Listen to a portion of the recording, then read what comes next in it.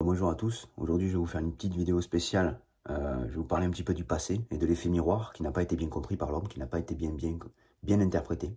Le problème de l'homme aujourd'hui, si vous voulez, c'est que il s'est monté un édifice personnel sur lequel il est passé au-dessus des nuages et où il a sa longue vue et il regarde depuis cet édifice.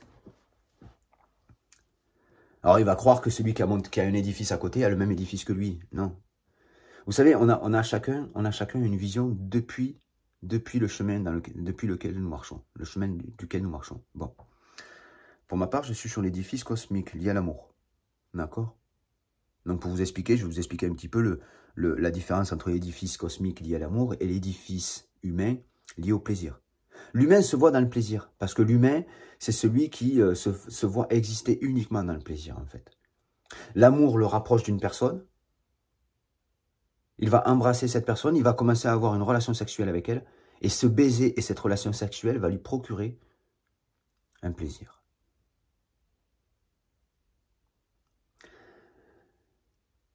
Mais l'homme, comme il se voit exister, il va se voir exister dans le baiser. Mais une fois qu'il a une relation sexuelle, le baiser n'est plus rien. Le baiser ne lui procure plus de plaisir. Parce qu'au final, il est allé dans la relation sexuelle. Le baiser lui procure un plaisir minimum. Ça devient un baiser. Mais sans sexualité. Le baiser est déjà un plaisir à la base. Mais il est étouffé parce que nous allons chercher d'autres plaisirs, beaucoup plus intenses. Nous allons dans la sexualité. Nous allons dans l'alimentation. Nous allons chercher tous les plaisirs, en fait. Nous nous baladons de plaisir en plaisir. C'est électrique. Non, c'est pas comme ça qu'ils font les électrons. Ils se déplacent sur des métaux.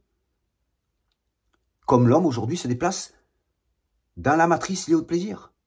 De plaisir en plaisir. Du baiser à la sexualité, de la sexualité à l'alimentation et de l'alimentation à sa propre destruction. C'est pas électrique, cette réalité? L'amour, c'est la première chose qui a existé. Sans amour, il n'y a pas de plaisir. Sans amour, l'esprit qui réside dans le plaisir n'existe pas. Si je vous préviens aujourd'hui, c'est pas pour rien. À vous de faire le bon choix. Si vous avez crucifié le Christ, c'est pas parce que vous aviez le contrôle sur Dieu. Non, c'est parce que Dieu voulait vous renvoyer un message. Le message, c'est, en allant dans vos plaisirs, vous crucifiez vous-même l'amour. Le Christ représentait l'amour. Vous crucifiez votre propre âme, parce que vous allez dans les plaisirs. C'est vous qui vous crucifiez aujourd'hui, et non le Christ. Vous croyez que vous avez interprété à l'époque que vous aviez le contrôle sur Dieu.